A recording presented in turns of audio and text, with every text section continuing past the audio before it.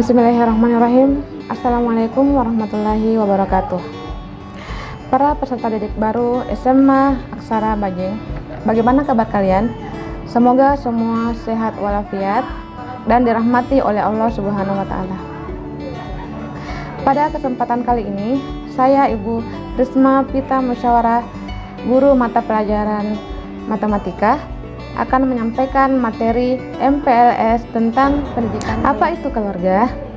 Untuk mengetahui selengkapnya, mari kita ikuti paparan selanjutnya. Keluarga adalah bentuk masyarakat kecil yang terdiri dari beberapa individu yang terikat oleh suatu keturunan, yakni kesatuan antara ayah, ibu, dan anak yang merupakan kesatuan kecil dari bentuk kesatuan keluarga. Bapak Ki Hajar Dewantara mengungkapkan, keluarga adalah pendidik yang pertama dan utama.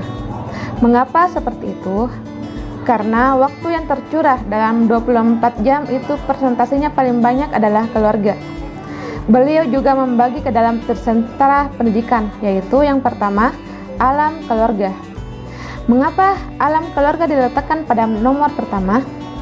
Karena anak atau peserta didik mendapatkan pendidikan yang pertama dari keluarganya. Mulai dalam kandungan, dia sudah dibisikkan sesuatu, diberikan alunan musik, dibacakan Al-Quran. Kemudian ketika dia lahir, yang sudah diberikan alunan-alunan yang membuat bayi itu mempunyai insting. Dan selama pertumbuhan, dia juga selalu diajari sesuatu oleh orang tuanya. Maka keluargalah yang paling pertama dalam pendidikan. Kemudian sentra yang kedua yaitu alam perguruan. Jadi alam perguruan itu dimulai dari ketika kalian usia PAUD, kemudian melanjutkan ke taman kanak-kanak, kemudian kalian masuk SD, kemudian dilanjutkan ke tingkat SMP dan SMA. Ini namanya perguruan atau istilahnya sekolah. Sampai kalian nanti menuntut ilmu pendidikan yang lebih tinggi. Kemudian sentra yang ketiga adalah alam pergerakan pemuda, yaitu masyarakat atau pertumbuhan remaja. Selanjutnya, pendidikan keluarga. Pendidikan keluarga adalah pendidikan yang diberikan oleh orang tua kepada anak-anaknya yang sesuai dan dipersiapkan untuk kehidupan anak-anak itu di masyarakat kelak. Pendidikan keluarga di sekolah mampu menjadi wadah untuk mensinergikan peran serta sekolah, orang tua dan masyarakat dalam menumbuh kembangkan karakter dan budaya berprestasi.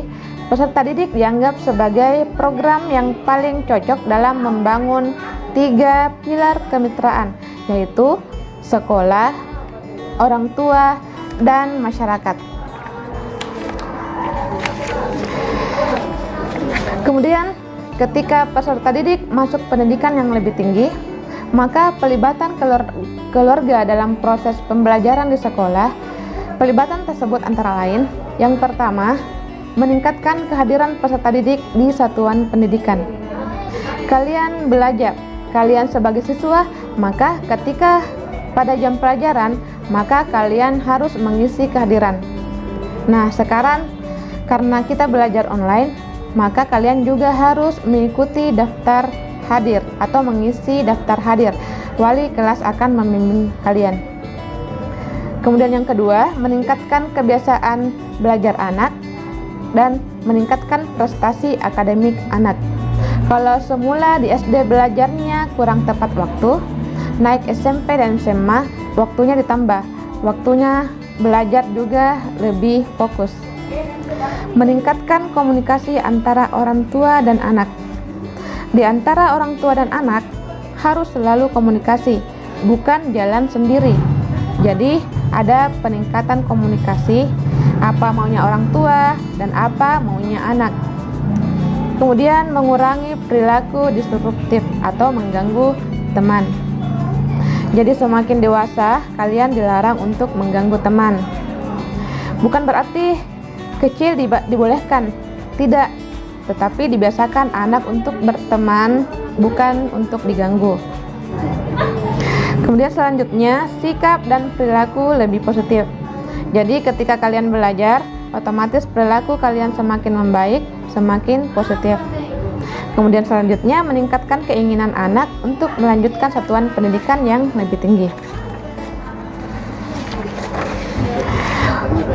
Selanjutnya, keluarga satuan pendidikan masyarakat.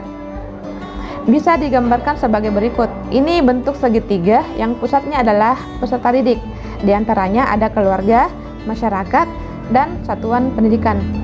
Di antara yang ketiga ini harus bersinergi. Bentuk kemitraan yang dilakukan antara lain penguatan komunikasi dua arah, pendidikan orang tua, kegiatan sukarela, belajar di rumah, dan kolaborasi dengan masyarakat.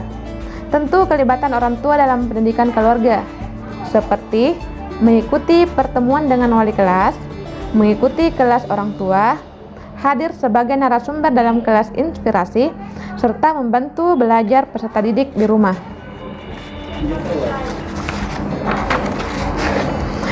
Selanjutnya, bentuk dukungan orang tua antara lain. Yang pertama yaitu beribadah bersama sesuai agamanya. Kalau anak-anak beragama Islam, sholatlah 5 waktu bersama keluarga. Jika dekat dengan masjid, maka datanglah ke masjid. Kemudian sarapan bersama sebelum beraktivitas, karena sarapan itu dapat meningkatkan imunitas dan meningkatkan kecerdasan. Selanjutnya berpamitan sebelum bepergian. Selanjutnya melakukan kegiatan bersama keluarga. Selanjutnya mendukung minat dan potensi menjalin komunikasi dengan sekolah.